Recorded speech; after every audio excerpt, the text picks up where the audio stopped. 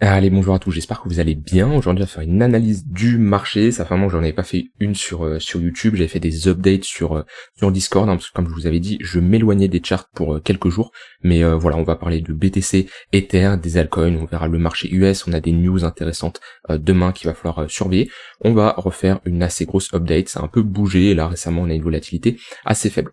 Donc ouais, comme je disais, j'ai un peu coupé les écrans, même si on les coupe jamais à 100%, et même quand on essaye de les couper, on a toujours quelque chose qui nous ramène aux cryptos, hein, même en dehors des charts. Donc voilà, intéressant de voir ce genre de promotion à l'étranger. Donc voilà, comme je dis, même quand on essaye de se décrocher, il y a toujours quelque chose qui nous ramène à Bitcoin. Alors, on va commencer l'analyse. Donc, comme je disais, ouais, il s'est pas passé grand chose. On a eu quand même jeudi ce bon pump là où on a un BTC qui a pris quand même un plus 10% avec la réintégration du gros niveau, hein. Le gros pivot à retenir de ce range là, c'est les 60 000 $. En fait, on repasse au-dessus, on flippe ce niveau de support en résistance, puis on repasse en dessous, on reflippe ce niveau de résistance en support, enfin l'inverse plutôt. Là, on est repassé actuellement encore en dessous. Donc c'est un marché qui est compliqué actuellement tant qu'on n'a pas une forte direction du marché. Et après, c'est comme ça, hein. À savoir que le marché évolue beaucoup plus longtemps en range qu'en tendance. On le voit bien. Là, on a un range. Là, on a un range. Là, on a un très long range. Là, pareil, hein, ça c'est un range, et on voit que les tendances sont assez courtes, hein. Les tendances, il n'y en a pas beaucoup. Après, il y a des petites tendances à l'intérieur sur des unités de temps inférieures, mais là, si on prend juste du weekly, de la vraie tendance, on a une vraie tendance ici. Après, on peut voir une plus petite tendance à ce niveau-là, mais on voit que 70-75% du temps, le marché, il va être en range. C'est là l'importance de, quand le marché est en tendance, de bien saisir les opportunités pour se positionner, parce que oui, moi, j'ai aucun mal à le cacher depuis ce range-là, et j'ai beaucoup moins d'opportunités de trade que tout 2023, début 2024. Là, ça s'est calmé, même si sur de l'intraday, il y a des opportunités. Sur du swing, j'ai pris très peu de positions depuis début d'année 2024. Maintenant, faut pas forcer. C'est-à-dire que quand le marché comme ça, il est dans une phase qui est beaucoup plus compliquée, le but c'est pas de rendre tout votre argent que vous avez généré juste avant. C'est pas ça, c'est pas le but, hein. Votre capital, il doit pas faire ça. Votre capital, l'évolution de votre capital de trading ne doit pas faire ça. D'accord, ça va être une courbe linéaire qui passe par des phases de drawdown, il n'y a pas de souci, mais sur le long terme, elle doit être orientée à la hausse. Alors bien sûr, des fois, elle va pas être aussi clean que ça, hein. C'est toujours entre la théorie et la pratique. On peut avoir bien sûr des phases un peu plus compliquées, mais globalement, si on trace une droite linéaire, voilà, elle doit être orientée à la hausse. Donc c'est là l'importance de, s'il n'y a pas de setup, il y a tout simplement pas de setup. Donc comme je disais, BTC réintégration des 60 000 $, ce qu'il va falloir surveiller d'ailleurs. Demain, on a des news intéressantes. On a l'inflation aux États-Unis, donc il va falloir vraiment surveiller ça demain à 14h30. En fonction des résultats, s'ils sont attendus ou non, ça peut fortement impacter le marché. Donc ça, c'est la grosse annonce de la semaine qu'il faudra surveiller. Comme je dis, là, sur le BTC, on avait réintégré les 60 000 $. On voit que cette zone de résistance, hein, qui faisait office de résistance tant qu'on était en dessous, on l'a un peu flip en support, on l'a réintégré, et puis là, à nouveau, on la reflip en résistance. Donc pour ceux qui font de l'intraday, il peut y avoir des setups de long ou de short, en fonction de si on se situe au-dessus ou en dessous. Globalement, on se situe en dessous, vaut mieux chercher des shorts au moment où on revient chercher cette zone, et si on passe cette zone et on la flippe en support, tout ce qui est au-dessus vaut mieux clairement chercher des achats. Et les prochaines zones, hein, si on va beaucoup plus haut, on a les 64 000 $ qui sont un niveau de support intéressant, on a les 67 000, et après on a toute cette liquidité là à aller chercher. Comme je vous l'avais dit, hein, la dernière fois, on a toujours énormément de liquidité au nord.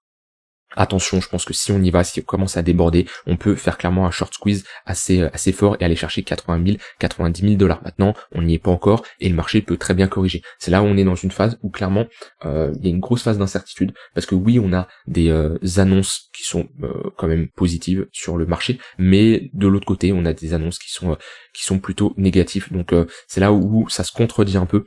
Et c'est compliqué d'avoir un biais directionnel d'un point de vue fonda sur le marché. Alors, sur du très long terme, bien sûr, c'est un marché qui reste bien entendu bullish, mais là si je parle sur du moyen terme, dans les prochains mois jusqu'à aller fin 2024, avec les élections US, avec les taux d'intérêt, avec le conflit qu'on a au Moyen-Orient, tout ça, et ben on a des choses positives, on a des choses négatives. Donc ça se contredit un peu. Ça parle de récession, on a des assets risk on, on va dire, qui ont un peu pris cher ces derniers mois.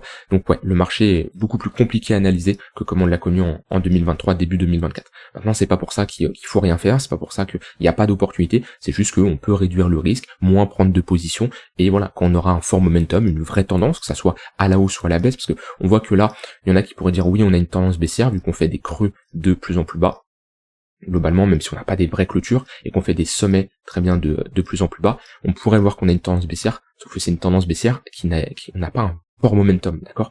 Le momentum n'est vraiment pas fort, parce que dans un momentum fort, les sommets et les creux sont vraiment de plus en plus bas, et on ne réintègre pas les précédents creux. Ici, ça, on les réintègre pas, d'accord. Quand on a comme ça une tendance où on réintègre les précédents creux, on peut avoir une tendance baissière comme ça, mais le momentum est beaucoup moins fort, c'est beaucoup plus compliqué à trader. Donc voilà, moi personnellement, pour trader la tendance, en général je trade beaucoup plus la tendance que les ranges, même si ça m'arrive de plus en plus de trader les ranges, comparé à avant où j'étais vraiment focus 100% tendance, j'ai quand même, je préfère trader les tendances de manière générale, et là il manque un fort momentum selon moi pour se positionner. Donc ça c'est pour BTC. Maintenant sur du court terme, si je mets des moyennes mobiles, on était dans cette compression, je vous avais parlé quand j'avais fait l'update sur le Discord, entre les moyennes mobiles court terme, moyen terme plutôt, le tunnel 4 heures ici, et les moyennes mobiles court terme, ici, tunnel 15 minutes, tunnel 1 heure, et voilà, c'est pareil, c'est ce genre de compression qui est difficile aussi pour prendre des décisions. Pourquoi ? Parce que quand on trade la tendance, on veut avoir une confluence des unités de temps qui sont orientées à la hausse ou à la baisse, mais voilà, ce qu'on veut c'est une moyenne mobile court terme, au-dessus de la moyenne mobile moyen terme, au-dessus de la moyenne mobile long terme. Ça nous montre que ok, on a une forte tendance. Quand on est comme ça dans une configuration où on a un 15 minutes au-dessus d'une heure, mais un 4 heures qui est orienté à la baisse et des moyennes mobiles court terme orientées à la hausse, on voit qu'on est dans une sorte de compression. C'est beaucoup plus compliqué à prendre des positions parce que ça m'indique ok, on n'a pas du tout une tendance, ou alors une tendance court terme mais une tendance moyen long terme qui est plutôt baissière. En plus on est dans le tunnel daily. Quand je vois des moyennes mobiles comme ça, un peu bordélique, hein, j'aime bien appeler ça, voilà, c'est compliqué à interpréter, et ben la meilleure chose à faire c'est de ne pas chercher à interpréter. On est dans un range et on attend d'avoir une vraie direction pour prendre des shorts ou des longues en tant que trader de tendance, d'accord. Là quand je vois comme ça des moyennes mobiles, il n'y a pas de tendance. Le 1 heure il est plat, le 15 minutes il est plat, le daily il est plat, le 4 heures il est orienté à la baisse, mais voilà, on n'a pas une vraie dynamique comme on le voit ici avec un fort flux baissier. Là voilà, on voit que c'est calme. Donc comme je dis, les traders de tendance, il n'y a rien à faire. Attendez clairement d'avoir un fort mouvement, que ça soit à la hausse ou à la baisse, et qu'on a vraiment un cross des moyennes mobiles. Est-ce que j'ai un exemple? Voilà, quand on a déjà comme ça ce genre de configuration, on a bien des moyennes mobiles bien orientées à la hausse, avec des moyennes mobiles bien verticales, et 15 minutes au-dessus d'une heure, 1 heure qui passe au-dessus du 4 heures, ça pour trader la tendance, c'est parfait. Alors que ça soit à la hausse ou à la baisse. Vous voyez, quand on est dans ce genre de configuration, on a ici à ce moment-là des moyennes mobiles qui sont plates, le 1 heure qui est plat, le 15 minutes qui est plat, le 4 heures, là on est globalement dans un range, on le voit bien, on est dans un range. Par contre, quand on commence à déborder en dessous le 4 heures, le 15 minutes qui passe en dessous le 1 heure, le 1 heure ensuite qui passe sous le 4 heures, là on a une vraie tendance baissière, une vraie dynamique. Si je mets un MACD, on le voit sur le prix, hein, mais là on va avoir un momentum qui est bearish. Alors, je vais me mettre sur l'unité de temps supérieure quand même, c'est ici, voilà, on voit qu'on a un momentum qui est bien bearish. Et là par contre, sur les unités de temps inférieures, parce qu'on fait de l'analyse minute time frame, qu'on fait comme ça, trading de tendance, et ben là les pullbacks dans le tunnel 15 minutes sur du court terme, ou dans le tunnel 1 heure, il y a des opportunités pour prendre des shorts. Mais là, on n'est absolument pas dans ce genre de configuration. Donc comme je dis, la meilleure chose, c'est de patienter. Voilà, pour le BTC, pas grand chose à dire de plus. On verra les annonces économiques qu'on a demain, les résultats. Je pense que ça peut clairement impacter le marché, que ce soit marché crypto ou le marché US. Ça c'est pour BTC. Au niveau d'Ether, Ether, j'ai pas une charte qui était déjà, non pas du tout. Alors au niveau d'Ether, Ether qui est toujours selon moi plus bearish que le BTC, vu qu'on a break quand même un gros niveau, on a cassé ces 0,382, on a été méché au niveau des 0,118, moi d'ailleurs sur du spot, je me suis positionné vers ici, là, vers les 2300 dollars. Voilà, j'ai remis une cartouche sur Ether, ça fait très longtemps que je m'étais pas positionné dessus, mais j'avais les conditions pour rentrer. En tout cas, d'un point de vue investissement long terme, je m'autorise à rentrer dans ce genre de configuration sur Ethereum. Maintenant, là, si je parle vraiment sur du plus court terme, on est toujours dans une dynamique qui est plutôt baissière, Là, on le voit bien sur Ether, c'est complètement différent de BTC, puisque lui, il a vraiment des moyennes mobiles plutôt orientées vers la baisse, avec le 1 heure qui est sous le 4 heures, le 1 heure orienté à la baisse, on voit qu'il fait office de résistance. Donc on était sous le 15 minutes, vous voyez, ça c'est pareil, hein. Quand on a comme ça ce genre de cross, là, on a une vraie dynamique qui est baissière. Pour faire de la continuation de tendance, j'avais d'ailleurs pris un short que je vous avais partagé ici, hein, j'avais TP à ce niveau-là, risk reward de 3 pour 1, ça pour de la dynamique baissière, c'est parfait. Pour jouer de la continuation de tendance, c'est parfait. Là, on cherche au niveau du tunnel 1 heure, on est plutôt rentré dans un range. Si on break le tunnel 1 heure, à la prochaine target qu'il faudra surveiller, c'est le tunnel 4 heures. Si on va chercher le tunnel 4 heures ici, pour des positions swing vendeuses, ça peut être très intéressant, puisqu'on a une bonne confluence entre ce niveau de support qui fait maintenant office de résistance, des 2800, 2900 $, et le tunnel 4 heures. Donc si on commence à y aller, alors je mets pas un ordre d'attente en avance, parce que on peut très bien faire ça, me liquider, voilà. Mon but c'est, on va chercher cette zone, je vois comment le marché réagit, si j'ai une configuration bearish avec un ravalement, une pattern de retournement, les moyennes mobiles court terme qui se crossent, etc., et moi je pourrais chercher des shorts pour viser un retracement. Donc sur Ether, là, le prochain niveau, ici, j'aime pas trop la configuration que a le marché. Là, il y avait de quoi prendre un short éventuellement ici. Là, on commence à déborder. Certes, on réintègre, mais là, on est plus trop dans une tendance baissière sur le tunnel 1 heure. On est plutôt dans un range vu qu'on voit qu'il commence à être plat. Donc ouais, ici, on pouvait chercher des shorts. Maintenant, ça reste compliqué.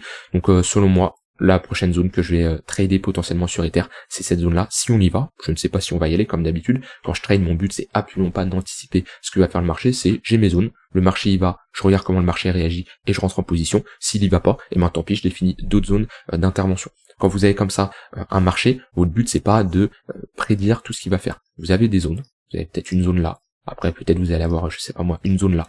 Tout ce qui se passe entre cette zone-là, vous en foutez. Vous pouvez masquer, vous pouvez, voilà, c'est pas important. Tout ce qui se passe là, c'est pas important. Par contre, quand on va chercher cette zone, c'est là où il faut regarder ce que le marché vous donne. Mais si à chaque fois vous vous mettez sur du 15 minutes et vous dites, ok, à chaque bougie, hein, vous dites, ok, bah le marché fait ça, très bien, bah je pense qu'il va faire ça. Non, c'est pas le but. Vous avez vos setups, vous avez vos conditions d'entrée, vous les respectez, mais entre temps, bah, s'il n'y a pas de setup, s'il n'y a rien, pas besoin de trader. D'accord, vous avez vos zones, vous les respectez. Donc ouais, sur Ether, plus bearish que le BTC suite à cette cassure. Si je regarde comme ça en weekly, on est sur un M-top. Maintenant pareil, un M-top, ça veut pas spécialement dire ça y est, c'est la fin, on retourne chercher les 900 $. Moi j'ai de fortes convictions que le bottom a été fait sur Ether. Je voulais longtemps en parler de ce niveau des 2000 $. Pour moi, tout ce qui revient sous les 2100, 2000 $, c'est une très bonne zone pour de l'achat. L'achat long terme, on a bien rebondi sur les 0,118.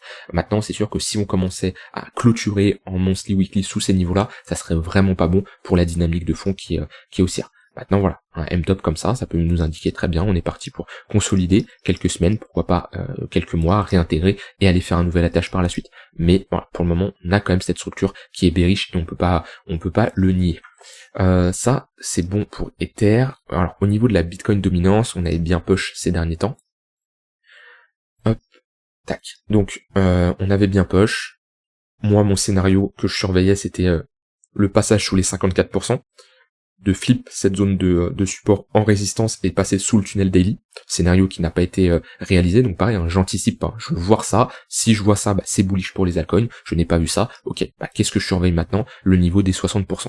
Le niveau des 60%, c'est un niveau clé, 0,118 de Fibo, zone également de résistance, on avait ici un niveau de support, tac, je peux prolonger, mais un niveau assez important qui fait maintenant office de résistance, et un chiffron psychologique aussi des 60%, donc c'est un niveau à surveiller, c'est la prochaine target qu'on pourrait aller chercher, sauf bien sûr le marché peut très bien poser un top beaucoup plus tôt. Dans ce cas-là, ce que je vais surveiller, c'est le break du tunnel daily qui fait office de support depuis un moment. On voit qu'on a un momentum doucement qui augmente. On avait un fort momentum au début. Ici, là depuis, on a un affaiblissement. On voit bien comme on augmente l'ampleur de la hausse est beaucoup plus faible que sur cette première impulsion. Mais voilà, si on commence à break le tunnel daily, s'installer en dessous, ça serait plutôt bullish pour les altcoins. Parce que pour le moment, les altcoins, on n'a pas d'altcoin season, et c'est vraiment cette charte qu'il va falloir surveiller. D'ailleurs, au niveau des altcoins, celle qui performe le mieux, alors de la semaine, on a Bitcoin Cash, Uni, NIR, ICP, Dogecoin, les mêmes PEP là qui sont à plus 4%, mais on voit qu'on n'a pas une vraie volatilité là depuis début de semaine. Ouais, on est mardi, hein, début de semaine c'était hier. Et au niveau du top 20, top 50, on a TIA, on va aller le voir après, qui performe plutôt bien, APT qui a bien réagi. On va checker ces deux altcoins là, et sur l'intraday il y a pas grand chose. Et ouais, TIA qui se démarque bien. Quand on regarde, on a des runes, GRT, CAS qui ont pris des moins 23% depuis le début du mois d'août, alors qu'on a des TIA qui font un plus 9%. Si on regarde TIA, attention, tiens, on a des déblocages de jetons qui vont arriver. J'ai plus les dates, on peut aller voir ça ici. Est-ce que, hop là, est-ce que ça va être affiché? Tac. Alors, le déblocage, il est pour novembre. Donc voilà, déblocage de jetons, attention, on va avoir une hausse de la supply, donc ça c'est quelque chose à prendre en compte. Maintenant, au niveau de la charte, on n'a pas posé de bottom, on a quand même une bonne réaction, mais on n'a pas posé de bottom, on est revenu chercher des niveaux assez bas, on a pris vraiment cher, moins 80%. On a trop tôt pour parler de bottom ici. On a toujours des moyennes mobiles orientées à la baisse, on voit que certes on a un rebond, très bien, on peut pas le négliger de plus 50%. Attends, si je prends les moyennes mobiles moyen long terme, voilà, on est pareil, dans la même configuration que le BTC était. Ça veut dire que compression entre les moyennes mobiles moyen terme, le tunnel 4 heures, et les moyennes mobiles court terme, on le voit bien. Mais sur le fond moyen long terme, on est toujours dans une dynamique qui est baissière. Par contre, si on s'affranchit du tunnel 4 heures, on aura de grandes chances d'aller chercher le tunnel daily qu'il faudra surveiller, voir comment on réagit, parce que là on avait rejeté dedans. Par contre voilà, si on commence à structurer des patterns bullish, quelque chose comme ça serait plutôt pas mal. Hein. Si on a une structure en W, c'est ce qu'on veut. Hein. C'est là que c'est difficile d'analyser ce genre de chart. On a très peu d'historique en weekly, et en général ce qu'on veut pour se positionner, c'est avoir une phase de latéralisation, quelques semaines, quelques mois, un marché qui range, qui pose un bottom, et là déjà en fait on a déjà un point de repère. Même si on fait pas ça, hein, même si globalement on consolide à l'intérieur, on a un point de repère, on sait que cette zone là, c'est une zone où la demande a été supérieure à l'offre. Là on a une phase de hausse, on a une phase de baisse, on n'a pas un point de repère pour avoir de vrais niveaux, de bonnes zones de localisation. C'est ce qui manque actuellement sur TIA. Alors au niveau d'APT, qu'est-ce que j'avais déjà dessiné? On était sur une très bonne zone.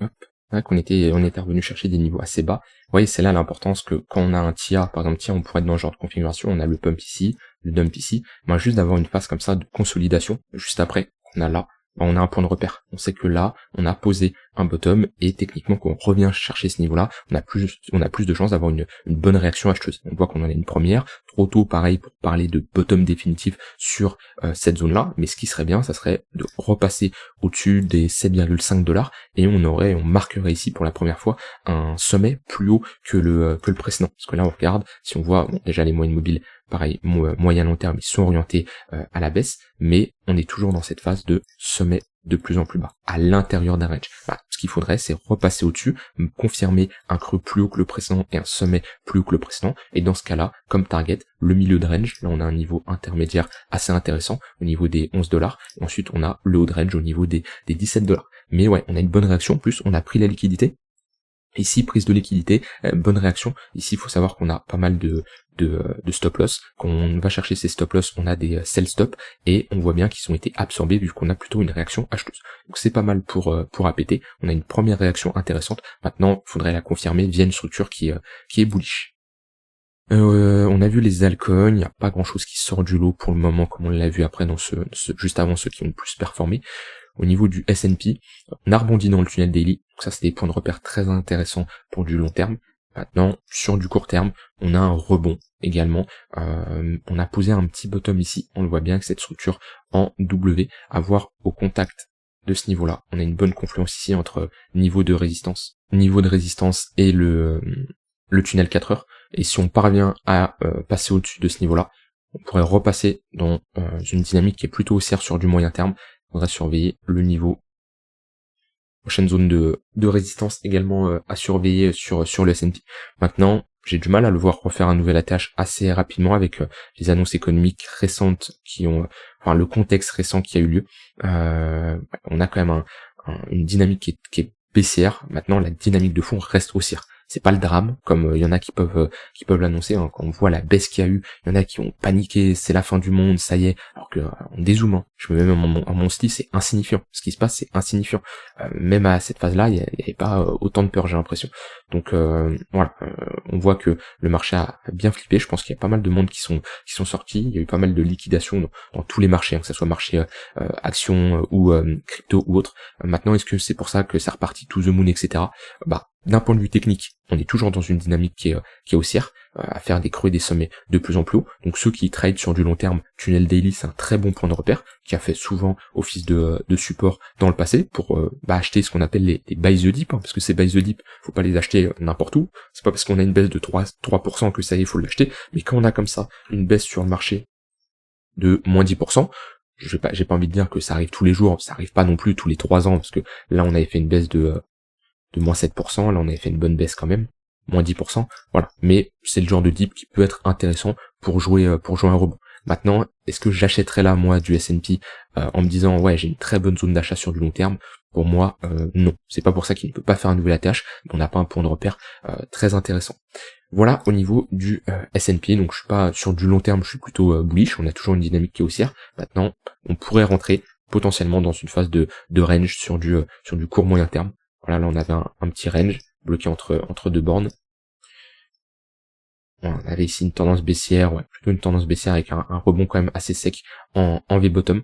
On pourrait être dans ce genre de configuration. Ça c'est un rebond, on va pas faire un creux plus bas, après structurer quelque chose de bullish par la suite. Mais dans tous les cas, il faut dissocier le long terme et le court terme. Le long terme, il est bullish pour le moment, tant qu'on ne voit pas une inversion de dynamique avec quelque chose comme ça, où là je vous dirais, ok, là on est parti pour vraiment retracer, parce que là on serait sur une structure de top, sur du court moyen terme, on peut être dans un range. Avec ici, pareil, on voit qu'on a pas mal de graphiques qui sont dans cette même configuration, des moyennes mobiles sur du court terme plutôt bullish, les moyennes mobiles sur du moyen terme plutôt bearish. Et c'est là où, pour trader la tendance, c'est une configuration qui est compliquée, parce qu'en général, on préfère avoir ce genre de configuration. Vous voyez ça, pour trader la tendance, ça c'est juste parfait.